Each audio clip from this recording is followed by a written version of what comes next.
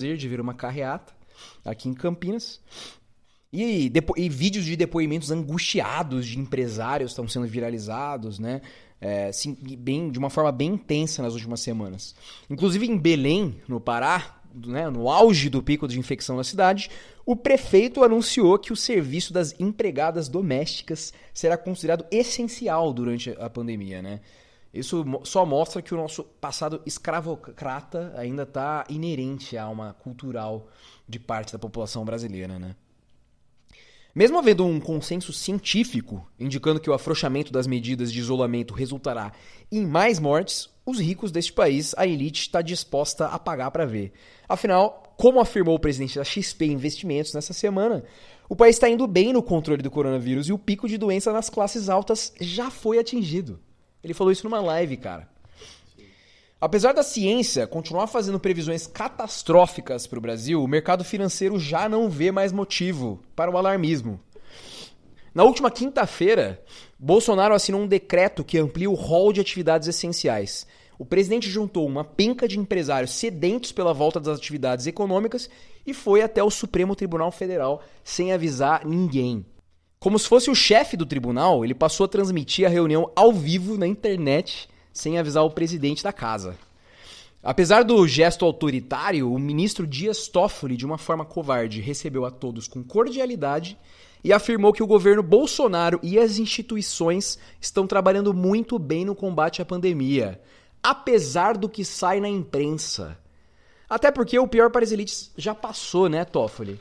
E assim, a gente vê que as instituições não estão funcionando quando o presidente atual do Supremo Tribunal Federal passa pano de uma forma estrondosa para o governo fascista de Jair Bolsonaro. Sem o respaldo da ciência para justificar o afrouxamento do isolamento social, as elites do Brasil decidiram contratar o seu próprio estudo científico. Como nos mostra o João Filho, do jornal The Intercept Brasil. De repente, um estudo encomendado pela corretora de investimentos Easy Invest passou a circular nas redes sociais e na mídia com grande credibilidade. Quem está à frente desse estudo é o economista Sami Dana, que ficou famoso dando dicas de investimento em jornais da Rede Globo e hoje é mais conhecido por ser um dos comentaristas da Pânico na Jovem Pan. Apesar de ser um contratado da Easy Invest, o Sami garante que sua equipe não recebeu nenhum centavo pelo trabalho. Você acredita? Eu não acredito. O Sami Dana que apareceu esses dias com uma camiseta escrito "Não se refuta estudo com opinião", sendo que opinião tá o P mudo. Então, tipo, tá opinião sem o I no fazendo companhia pro P. Essa é a nossa elite intelectual do país. Além do economista Sami, participaram do estudo um matemático e outros 4 médicos. Eles defendem que o modelo de análise criado por eles para prever o número de mortes é muito mais robusto que todos os outros que já foram apresentados no mundo. Segundo eles, vai morrer muito menos gente do que prevê o consenso científico atual. Os estudos do Imperial College of London, por exemplo, que tem sido a principal referência para praticamente todos os governantes do mundo, estariam redondamente errados em suas previsões alarmistas. Fiquem leves, diria Sami, para os cientistas do Imperial College, parafraseando aqui a Regina Duarte, a nossa secretária. Fascista. O problema é que os fatos apontam exatamente na direção contrária do que diz o economista do Pânico. A Universidade Britânica previu que o sistema de saúde brasileiro ia começar a colapsar a partir do dia 21 de abril, Paulo. No dia 23, 5 capitais brasileiras já estavam com seus sistemas à beira do colapso e na semana passada a mesma universidade previu que o Brasil atingiria 10 mil mortos até o dia de ontem, né? A gente gravou esse episódio no dia 11, então o dia de ontem é 10 de maio. Na última quinta-feira, o país já havia atingido o número de 9.146 mortos. Já o estudo do Sami previu que Manaus atingiria o pico de mortes entre os dias 21 e 30 de abril. Mas em 4 de maio, a cidade continuava batendo novos recordes de mortos diários. E a título de curiosidade, né, o Sami também criou um modelo para prever resultados de paredões do BBB, né, que se mostravam bastante falíveis, né, Paulo? Ou seja, agora a gente tem na praça um estudo capitaneado por um contratado da Easy Invest que refuta os epidemiologistas de uma das melhores universidades do mundo, né? E não precisa ser alguém familiarizado com a ciência, né, para confirmar que o modelo do SAMI ainda não tem valor científico. Basta ser familiarizado com a lógica básica. O estudo sequer foi analisado por seus pares, até porque até agora não foi publicado por nenhuma revista científica, que é um requisito básico para testar a validade de um estudo científico. Nenhum dos pesquisadores envolvidos tem qualquer trabalho publicado na área de epidemiologia, o que seria fundamental para quem tem a pretensão de refutar o consenso científico elaborado pelos grandes epidemiologistas do mundo. Qualquer pessoa séria e razoável entende que um estudo revisado por outros cientistas e publicado em revistas científicas tem muito mais credibilidade do que o encomendado a toque de caixa por uma corretora de investimentos e feito por não especialistas em epidemiologia. Por mais bizarro, cara, que tudo isso possa parecer, a Imperial College chegou a apontar os erros do modelo da Isinvest no seu último relatório sobre o Brasil, publicado na sexta-feira, no dia 8 de maio, e menciona que o modelo que um economista brasileiro tem promovido está muito errado. Ele usa como os parâmetros ordens de grandeza fora da realidade para fazer a situação parecer tranquila. E além disso, segundo a análise da Universidade Britânica, as evidências são consistentes em apontar a necessidade de um lockdown no país. A conclusão é de que, se não houver endurecimento nas medidas de isolamento, as infecções do coronavírus continuarão a se espalhar exponencialmente no nosso país. Mesmo com todas as limitações, o estudo da Isinvest tem sido exaustivamente explorado por quem deseja o fim do isolamento social nesse país. O SAMI tem feito um marketing agressivo em torno dessa pesquisa, algo típico da turma do mercado financeiro, né? Ele conseguiu emplacar na mídia a ideia de que o seu modelo é o mais robusto de todos que já apareceram no mundo. Na CNN, o debatedor bolsolavista Caio Coppola apresenta quase que diariamente o estudo do SAMI como sendo verdade absoluta. O governador do Amazonas, Wilson Lima, do PSC, o Partido Social Cristão, que também é um bolsolavista e que é o fim do isolamento, tem se baseado no estudo para tomar decisões em um dos estados mais afetados na crise. E assim, ele está sofrendo um processo de impeachment pela Assembleia Legislativa do Estado do Amazonas, né, nesse momento, por conta da atuação pífia dele como governador do estado. Com base no modelo do Samidana, o governador anunciou um plano para flexibilizar o isolamento a partir do dia 14 de maio.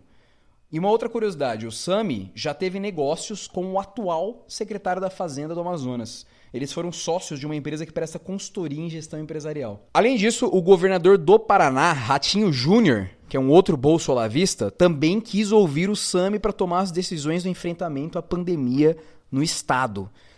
A Câmara dos Deputados o convidou para apresentar o estudo numa comissão especial sobre a Covid-19. E, de repente, um comentarista do Pânico virou a grande referência brasileira sobre estudos epidemiológicos. Esqueçam que tem o Átila e a Marino, né? Pra quê, né? Porque tem um PhD de business, né? Que é como ele gosta de se apresentar, que virou um grande defensor do fim da quarentena com um estudo, né? Feito de uma maneira completamente irrazoável e não provada e sendo questionada por uma das maiores universidades do mundo. Esse cara virou um dos grandes especialistas em Covid-19 do nosso país.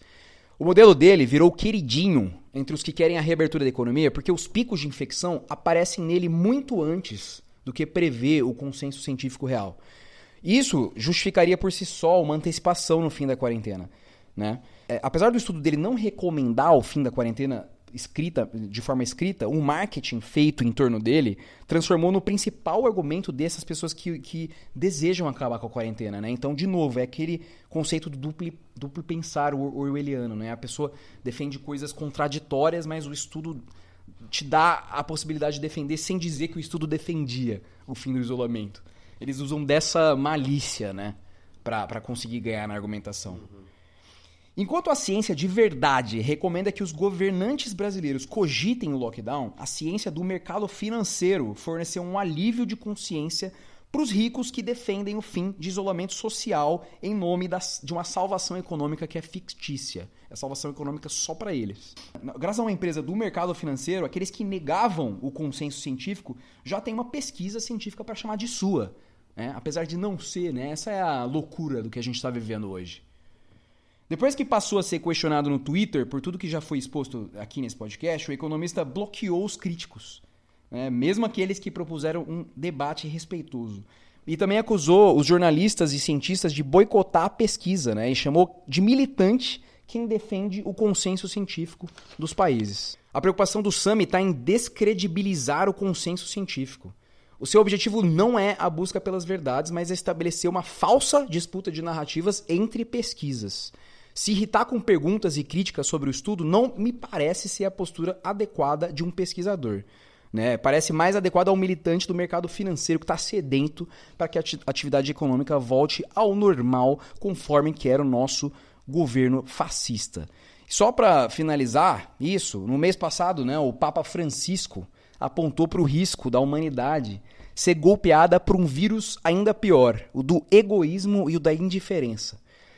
A fala do presidente da XP Investimentos e a exploração marqueteira em cima de um estudo encomendado pelo mercado financeiro mostram que as elites estão mais preocupadas sim com os lucros do que com os cadáveres das classes mais vulneráveis à contaminação. Como de costume, os ricos não estão dispostos a pagar pela crise econômica, né? Não estamos taxando fortunas, apesar disso ter sido discutido, e preferem empurrar os pobres para o sacrifício. Eles decidiram que está na hora de colocar a massa trabalhadora para se aglomerar no transporte público e fazer a máquina da economia voltar a girar. O número de mortes segue batendo recordes todos os dias, mas para as elites deste país, Brasil, o pior já passou.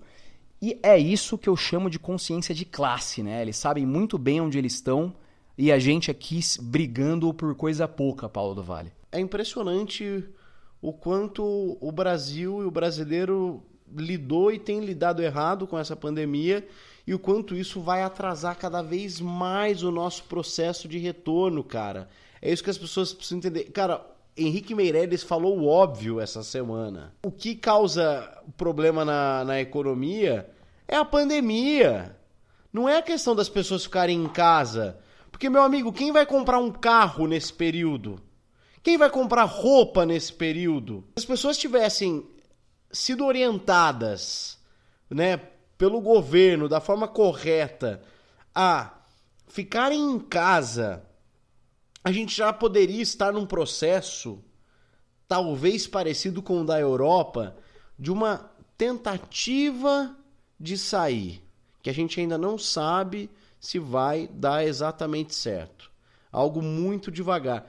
E o Brasil, você fala em sair da quarentena desde o primeiro dia de quarentena.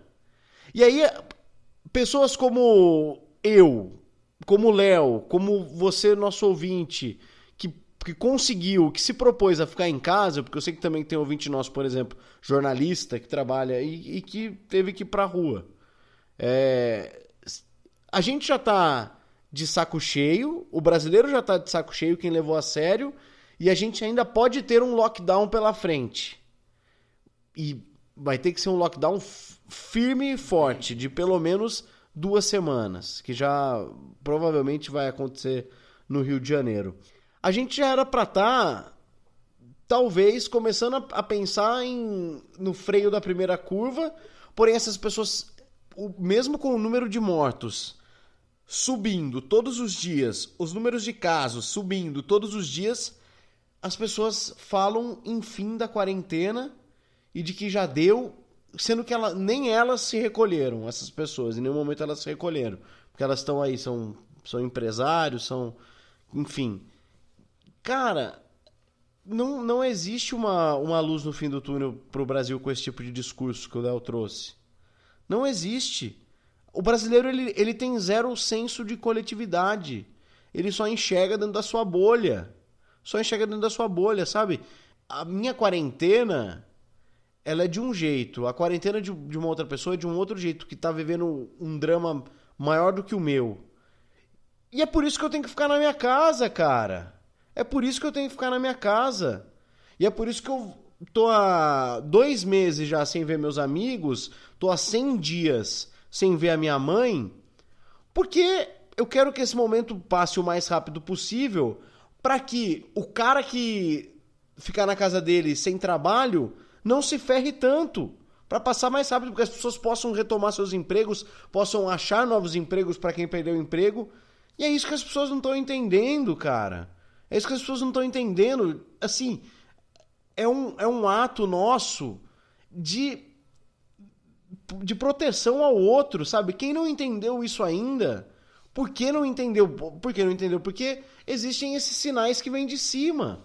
Pô, sabe, isso tá fazendo um mal pro país.